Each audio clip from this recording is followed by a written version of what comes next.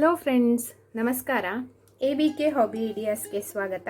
ಇವತ್ತಿನ ನನ್ನ ವಿಡಿಯೋದಲ್ಲಿ ನಾನು ಕುಚ್ಚಿಗೆ 120 ಎಳೆ ದಾರನ ರೆಡಿ ಮಾಡ್ಕೊಂಡಿರ್ತೀವಲ್ಲ, ಅದನ್ನು ಹೇಗೆ ಸ್ಟ್ರೈಟ್ ಮಾಡೋದು ಅಂದರೆ ಈ ರೀತಿ ಕಜಿ ಬಿಜಿ ಆಗಿರುತ್ತೆ, ಅದನ್ನೆಲ್ಲ ನೀಟಾಗಿ ಮಾಡಿಕೊಂಡು ನಾವು ಕುಚ್ಚು ಹಾಕೋದಕ್ಕೆ ಸ್ಟಾರ್ಟ್ ಮಾಡಬೇಕು.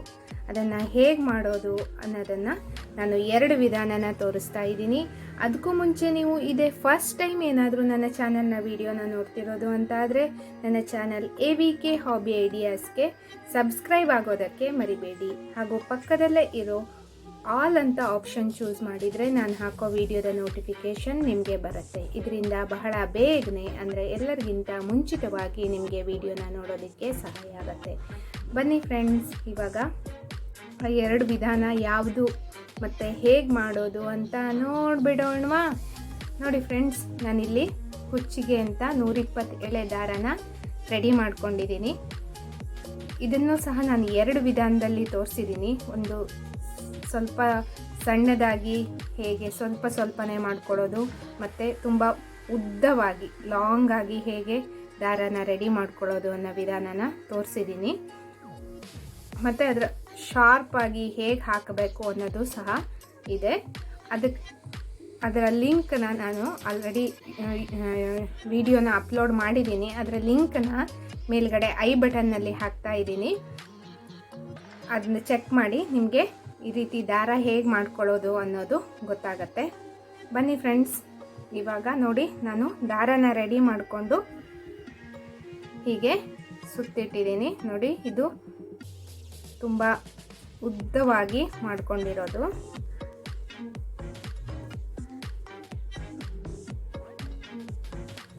ನೋಡಿ, ಹೀಗಾಗಿರುತ್ತೆ. ಸುತ್ತಿಟ್ರು ಈ ಕಡೆ ಥರ ಮಾರ್ಕ್ ಬಂದಿರತ್ತೆ.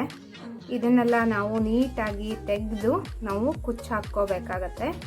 ಅದಕ್ಕೋಸ್ಕರ ನಾನು ಮೊದಲನೇ ವಿಧಾನ ತೋರಿಸ್ತಾ ಇದ್ದೀನಿ. ನೋಡಿ, ಆಲ್ಮೋಸ್ಟು ಇವಾಗಂತೂ ಎಲ್ಲರೂ ಹೇರ್ ಸ್ಟ್ರೈಟ್ನರ್ ಯೂಸ್ ಮಾಡ್ತೀರಾ. ಅದನ್ನು ಸ್ವಲ್ಪನೇ ಹೀಟ್ ಮಾಡ್ಕೋಬೇಕು. ನೋಡಿ, ಹೀಗೆ ಬಿಟ್ಟಿದ್ರೆ ನಿಮಗೆ ಸ್ವಲ್ಪ ಬಿಸಿ ತಾಗಿದ್ರೆ ಸಾಕು.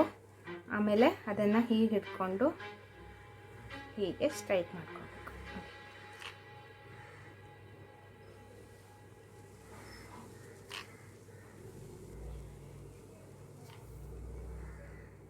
ಇದೇ ರೀತಿ ನಾನು ಫುಲ್ ಥ್ರೆಡ್ ಏನಿರುತ್ತಾ ಅಷ್ಟನ್ನು ಸ್ಟ್ರೈಟ್ ಮಾಡ್ಕೋತಾ ಇದ್ದೀನಿ.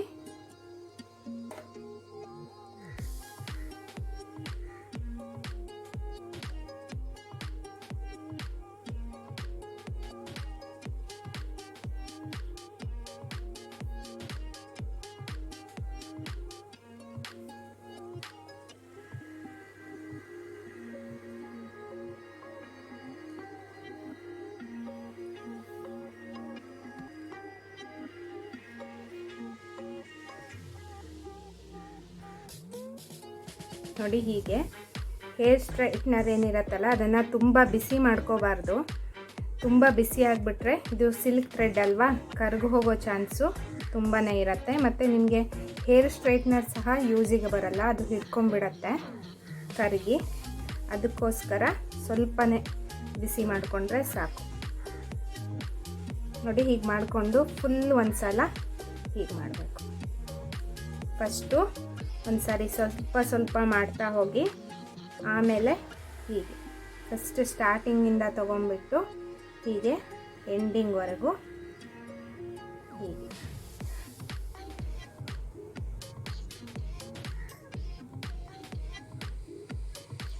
ನೋಡಿ ಫ್ರೆಂಡ್ಸ್, ಇವಾಗ ಮತ್ತೊಂದು ಥ್ರೆಡ್ ತಗೋತಾ ಇದ್ದೀನಿ.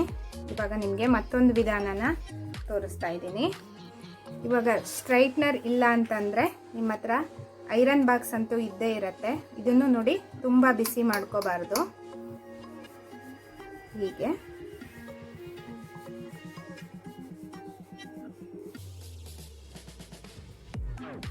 ಫಸ್ಟು ಸ್ವಲ್ಪನೇ ಮಾಡ್ಕೋತಾ ಹೋಗಬೇಕು.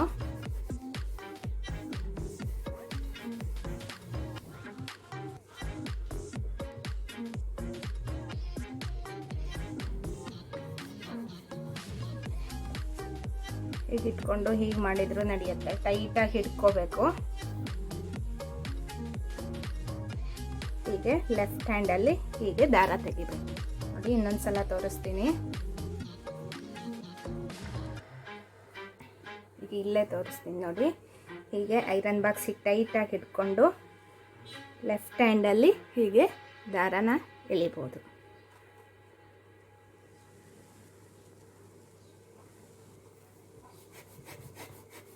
ಅದೇ ಸ್ಟಾರ್ಟಿಂಗ್ ಸುತ್ತಿರೋದಾದರೆ ಹೀಗೆ ಸ್ವಲ್ಪ ಪ್ರೆಸ್ ಮಾಡಿ ಐರನ್ ಮಾಡಬೇಕು.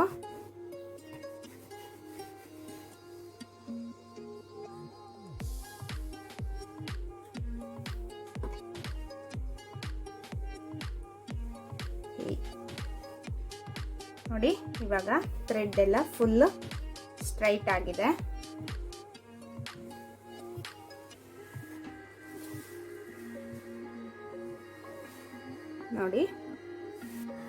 ನೋಡಿ ಫ್ರೆಂಡ್ಸ್, ಇವಾಗ ದಾರ ಅಂತೂ ಅಷ್ಟು ರೆಡಿ ಆಯಿತು, ಸ್ಟ್ರೈಟ್ ಆಗಿದ್ದು. ಇದನ್ನು ನೋಡಿ ಹೀಗೆ ಒಂದು ನ್ಯೂಸ್ ಪೇಪರ್ ತಗೋಬೇಕು.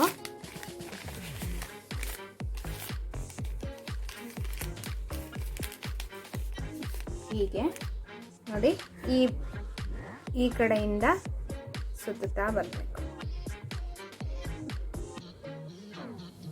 ಇಲ್ಲ ನಿಮಗೆ ಕುಚ್ಚು ಕಟ್ಟೋದಕ್ಕೆ ಈಸಿ ಆಗತ್ತೆ ಅಂತ ಅಂದರೆ ಈ ಕಡೆನಾರು ತಗೋಬೋದು. ನೋಡಿ ಹೀಗೆ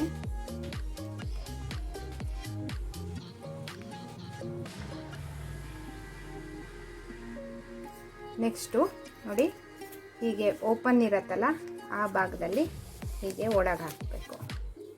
ಈ ಕಡೆ ಪಾರ್ಟು ಅಷ್ಟೇ.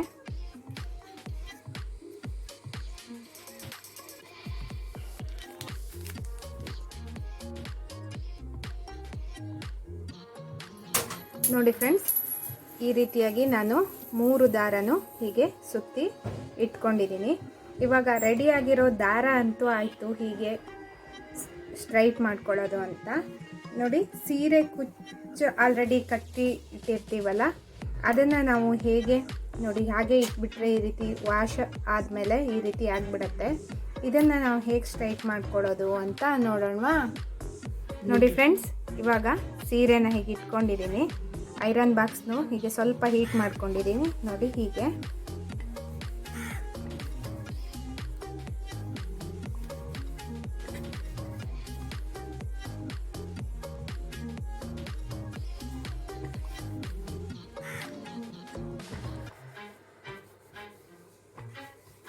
ಹೀಗೆ ಐರನ್ ಮಾಡ್ತಾ ಹೋಗಬೇಕು.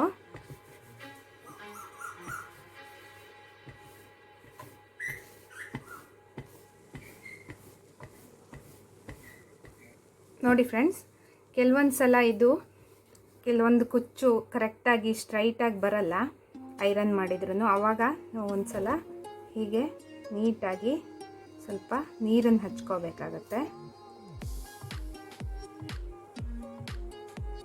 ಥ್ರೆಡ್ಗೂ ನೀವು ಈ ವಿಧಾನ ಯೂಸ್ ಮಾಡ್ಬೋದು, ಅಂದರೆ ಕುಚ್ಚು ಹಾಕೋದ್ಕಿಂತ ಮುಂಚೆ.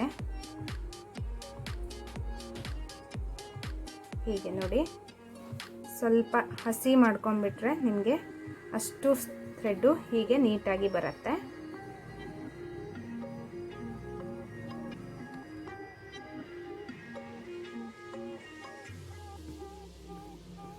ನೋಡಿ ಹೀಗಿಟ್ಕೊಂಡು ನೆಕ್ಸ್ಟು ಐರನ್ ಮಾಡ್ಕೋಬೋದು. ನೋಡಿ ಇವಾಗ ಒಂದೇ ಸ್ಟ್ರೈಟ್ಗೆ ನೋಡಿ ಇದಕ್ಕೂ ನಿಮ್ಗೆ ಇವಾಗ ಡಿಫ್ರೆನ್ಸ್ ಗೊತ್ತಾಗ್ತಾ ಇದೆ ಅಲ್ವಾ? ಹೀಗೆ ಇದೇ ರೀತಿ ಫುಲ್ ಸೀರೆನೂ ಐರನ್ ಮಾಡ್ಕೋಬೋದು. ಇಲ್ಲ ಅಂತ ಅಂದರೆ ನಿಮಗೆ ಹೇರ್ ಸ್ಟ್ರೈಟ್ನರ್ ಏನಿರತ್ತಲ್ಲ ಅದನ್ನು ಸಹ ಯೂಸ್ ಮಾಡ್ಬೋದು. ಇದಕ್ಕಾದರೆ ಸಪ್ರೇಟಾಗಿ ಒಂದೊಂದೇ ಹೀಗೆ ಇಟ್ಕೊಂಡು ಮಾಡಬೇಕಾಗತ್ತೆ. ಮತ್ತು ನೋಡಿ ಇಷ್ಟು ನೀಟಾಗಿ ಬಂದುಬಿಡತ್ತೆ ಹೇರ್ ಸ್ಟ್ರೈಟ್ನರ್ ಆದರೆ. ಅಂದರೆ ಸುತ್ತಲೂ ಅಷ್ಟು ಕುಚ್ಚು ಇದು ಒಂದೇ ಸಲ ತಗೊಳ್ಳೋದ್ರಿಂದ ಥ್ರೆಡ್ ಅಷ್ಟು ಬಂದುಬಿಡತ್ತಲ್ಲ, ಅದಕ್ಕೋಸ್ಕರ ಇದು ಸ್ಟ್ರೈಟಾಗಿ ಬರುತ್ತೆ.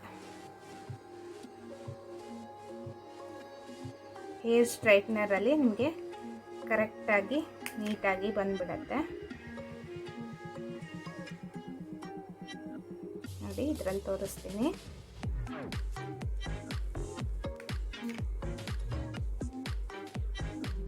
ಹೀಗಾಗಲಿಲ್ಲ ಅಂದರೆ ಒಂದು ಸ್ವಲ್ಪ ನೀರು ಹಚ್ಕೊಳ್ಳಿ. ಹೀಗೆ ನೀರು ಹಚ್ಕೊಂಡ್ಬಿಟ್ಟು ಹೀಗೆ ಸ್ಟ್ರೈಟ್.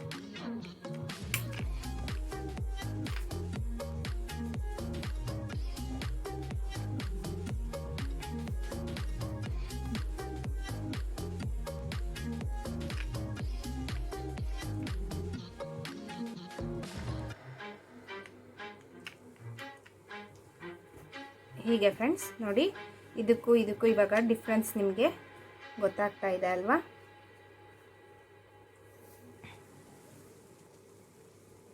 ನೋಡಿ ಫ್ರೆಂಡ್ಸ್, ನಾನಿಲ್ಲಿ ಸೀರೆಗೆ ಇದೇ ರೀತಿ ಫುಲ್ ಮಾಡ್ಕೊಂಡು ಹೋಗ್ತಾ ಇದ್ದೀನಿ. ಮತ್ತು ನೋಡಿ, ಕುಚ್ಚು ಕಟ್ಟೋದಕ್ಕಿಂತ ಮುಂಚೆ ಈ ರೀತಿ ರೆಡಿ ಮಾಡ್ಕೊಂಡಿದ್ದನ್ನು ನಾನು ಮೊದಲೇ ತೋರಿಸಿದೆ. ನಿಮಗೆಲ್ಲ ಈ ವಿಧಾನ ಇಷ್ಟ ಆಗಿದೆ ಅಂತ ಅನ್ಕೋತಾ ಇದ್ದೀನಿ. ನಿಮ್ಮ ಹತ್ರ ಹೇರ್ ಸ್ಟ್ರೈಟ್ನರ್ ಇಲ್ಲ ಅಂದರೆ ನೀವು ಐರನ್ ಬಾಕ್ಸ್ನ ಯೂಸ್ ಮಾಡ್ಬೋದು. ತುಂಬ ಹೀಟ್ ಮಾಡ್ಕೊಬಿಡಬೇಡಿ, ಅದರಿಂದ ಸಿಲ್ಕ್ ಥ್ರೆಡ್ ಅದು ಕರಗಿ ಹೋಗಿಬಿಡತ್ತೆ. ಮತ್ತು ನೀವು ಯಾವ್ದು ಯೂಸ್ ಮಾಡ್ತೀರಾ, ಐರನ್ ಬಾಕ್ಸ್ ಅಥವಾ ಹೇರ್ ಸ್ಟ್ರೈಟ್ನರ್ಗೂ ಹಿಡ್ಕೊಂಬಿಡತ್ತೆ ತುಂಬ ಹೀಟ್ ಆದರೆ. ಮತ್ತು ಅದನ್ನು ಕ್ಲೀನ್ ಮಾಡೋದು ನಿಮಗೆ ಕಷ್ಟ ಆಗುತ್ತೆ. ಅಂದರೆ ಸ್ವಲ್ಪನೇ ಹೀಟ್ ಮಾಡಿಕೊಂಡು ನೀವು ಯಾವುದನ್ನಾದರೂ ಯೂಸ್ ಮಾಡ್ಬೋದು. ನಿಮಗೆ ಯಾವುದು ಈಸಿ ಆಗುತ್ತೆ ನೋಡಿಕೊಂಡು ಯೂಸ್ ಮಾಡಿ.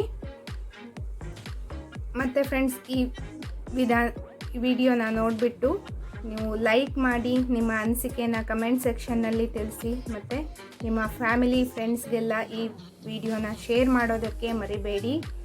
ಮತ್ತೆ ಒಂದು ಹೊಸ ವಿಡಿಯೋದೊಂದಿಗೆ ಭೇಟಿಯಾಗೋಣ friends. Until then take care, bye bye. Thank you for watching friends.